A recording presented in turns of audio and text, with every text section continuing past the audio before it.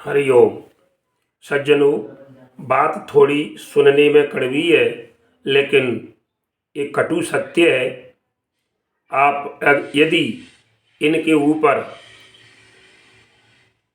बिल्कुल सोच समझकर और कदम रखेंगे तो आपके जीवन में कभी कोई कमी नहीं आएगी। देखिए, हमारा सबसे बताया गया है कि मानव का जीवन स्वस्थ सुखी रहना चाहिए। देखिए, हरिओम। देखिए, बताया गया है कि यदि कीचड़ में पैर फंस जाए, मैं आपको बिंदुओं के माध्यम से समझाना चाहूंगा कि यदि आपका कीचड़ में पैर फंसने का मतलब है कि कीचड़ में पैर डूब जाए, आपका पैर कीचड़ में चला जाए तो आपके जूता बिगड़ गए, आपके पैर खराब हो गए। तो हम फिर क्या करेंगे? हम पानी को किसी, या तो नल का स्रोत होगा या कहीं रखा होगा पानी, उसमें जा करके धोएंगे। तो कहती है कि अगर कीचड़ में पैर फंस जाए तो हमें नल के पास जाना चाहिए। क्या ये सही है? लेकिन नहीं सज्जनों, मैं आपको इसके बारे में बताना चाहूँ। अरे भैया, ठीक है, कीचड़ में पैर फंस जाएगा तो नल के पास जाएंगे क्योंकि धोना है। लेकिन ऐसा नहीं कि हमें नल दिखाई दे रहा है या नदी बह रही है तो जानबूझ कर नदी को देख करके अब कोई दिक्कत नहीं है तो हम कीचड़ में पैर फंसाएं। माने पानी को देख करके हमें कीचड़ में नहीं जाना चाहिए। ये आपकी समझदारी नहीं है कि पानी को देख करके आप कीचड़ में जाएं, क्योंकि मुसीबत जानबूझकर मोल लेता है वो व्यक्ति समझदार नहीं होता। वो कहते हैं आ बैल मुझे मार।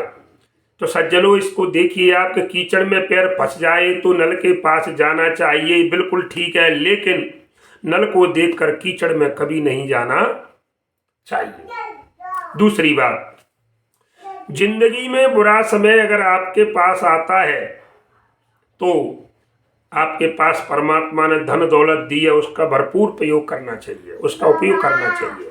अगर परमात्मा ने, जैसे कहती है कि, जैसे उदाहरण दे करके बताता हूँ कि पानी बाढ़ है नाव में और घर में बाढ़ है दाम। गिरधर की कुंडलियां हैं सज्जनों, कि पानी बाढ़ है नाव में और घर में बाढ़ है दाम, और दोनों हाथ उलीचिए यही सयानो काम। तो देखिए, जैसे नाव में पानी बढ़ जाता है तो नाविक उसको भर भर करके फेंकता है, नहीं तो नाव डूब जाएगी। उसी प्रकार परमात्मा ने अगर आपको धन दौलत दी है तो हमें उसको सत्कर्मों में खर्च करना चाहिए। तो सज्जनों, जिंदगी में अगर बुरा समय आए तो पैसा आपके पास है तो उसका उपयोग करिए, लेकिन अगर पैसे के होने पर आप बुरे रास्ते पर कभी मत जाना। कहते हैं कि जिंदगी में बुरा समय आ जाए तो पैसों का उपयोग करना चाहिए, लेकिन पैसों को देखकर बुरे रास्ते पर कभी नहीं जाना चाहिए, क्योंकि धन के होने पर मद हो जाता है आदमी को। इसलिए इससे हमें दूर रहना, क्योंकि प्रभुता पाए, चाहे मत किसको नहीं हुआ, प्रभुता पा करके सबको मद होता है। तो कहते हैं कनक कनक ते 100 गुनी। तो एक तो नशे की चीज धतूरा खा करके नशा होता है, लेकिन कनक माने सोने को पा करके नशा हो जाता है। तो दो बातें बताई महाराज मैंने आपको। तीसरी बात, आप अपने मस्तक को झुका करके देखिए थोड़ा सा। कहते हैं, आप आदमी कहते हैं साहब थोड़ा हमारे अंदर पता नहीं क्यों अभिमान सा आ जाता है।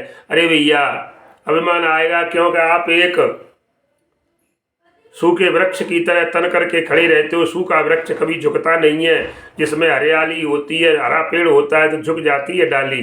तो सज्जनों, आप अपने मस्तक को झुका कर देखिए, आपका अभिमान अपने आप मर जाएगा। अरे आंखों को थोड़ा सा भिगो कर देखिए, उसमें एक आंसू आने दो, आंखों को भिजोइए, आपका पत्थर दिल भी पिघल जाएगा, क्योंकि पानी से ही वस्तुएं पिघलती है महाराज। शक्कर में पानी डालेंगे तभी चाशनी बनती है। और अब जीवन की बात आती है सज्जनों अगले पॉइंट में कि आपका स्वास्थ्य सही कैसे रखना है। सबसे पहली बात है कि मनुष्य की आदत है चटोर पने की। देखिए, बताया गया है कि पहला सुख निरोगी काया। मनुष्य का सबसे बड़ा सुख है निरोगी, स्वस्थ जीवन, सबसे सुंदर जीवन। हमारे पास पैसे की कमी नहीं है, धन संपत्ति की कमी नहीं है, माने खाने पीने की सभी वस्तुएं हैं आराम की, लेकिन डॉक्टर ने मना कर दिया कि शक्कर बंद करनी है, शुगर है, बीपी में घी तेल बंद करना है। माने कहने का मतलब है सभी नमक मिर्ची की नमकीन वस्तुएं बंद करनी है, तो क्या खाएं फिर? घी तेल बंद कर दिया, नमकीन बंद कर दी, तो सज्जनों ये जीवन बेकार है। इसलिए कहते हैं कि दांतों को आराम देकर देखिए। बस सीधी सी बात है, आप अपने दांतों पर लगाम लगाइए, क्योंकि दांत ही भोजन को चबाते हैं, तो आपका स्वास्थ्य अपने आप सुधर जाएगा। मन तो कहेगा, जीभ भी लपलपाएगी, लेकिन दांतों पर कंट्रोल कर लो। दांत नहीं काटेंगे तो भोजन नहीं जाएगा। इसलिए आपके अपने स्वास्थ्य में सुधार लाना है तो केवल दांतों पर कंट्रोल कर दीजिए सज्जनों। इसके बाद अगर जीभ पर लगाम लगा लोगे आप, अपनी वाणी पर, कहते हैं साहब हर घर में एक परेशानी है साहब, लड़का से नहीं बनती, बहू से नहीं बनती, वो कहते हमारी घरवाली से नहीं बनती, भाई भाई में नहीं बनती, ये क्या है? तो सज्जनों, कई हम में 24 घंटा क्लेश होता है, तो क्लेश खत्म कैसे होगा? क्लेश खत्म होने की केवल एक ही दवाई है कि अपनी जीभ पर लगाम लगा लो। जिब्या जिन बस, देखिए जिन्होंने जिब्या को अपने बस में कर लिया तो कहती है तिन बस कियो जहान। जिब्या जिन बस में करी, तो जिसने अपनी जीभ को वाणी को लगाम में माने बस में कर लिया, तो उसने कहते हैं पूरे जहान माने पूरे संसार को अपने बस में कर लिया, क्योंकि वाणी में वो जादू है साहब। वाणी से ही क्लेश खत्म हो जाता है अगर काबू में रखोगे तो। और खुशी अगर आपको लानी है अपने जीवन में, खुशियों का संसार और महकाना है, तो केवल अपनी इच्छाओं को थोड़ी घटा दीजिए सज्जनों। इच्छाओं को थोड़ा घटा कर देखिए, खुशियों का संसार नजर आएगा आपको। इच्छाओं को थोड़ा कर घटा करके देखिए, खुशियों का संसार नजर आएगा। तो सज्जनों, ये बातें थोड़ी सुनने में लोगों को अटपटी लगती हैं कि भैया खाना है, ये कुछ तो ये कहती है एक बार जीवन मिला है, खा पी लेंगे वो ही अच्छा है। अरे भैया खा पी ले तो ठीक है, लेकिन रोगीला शरीर हो गया, रोग में डले हो, खटिया में डले हो, वहीं बिस्तर पे ही लेट बात कर रहे हो, ऐसा जीवन किस मतलब का? दूसरे के सहारे से चल रहे हो। अरे भैया थोड़ा सा परहेज करोगे तो आपका स्वास्थ्य सही रहेगा।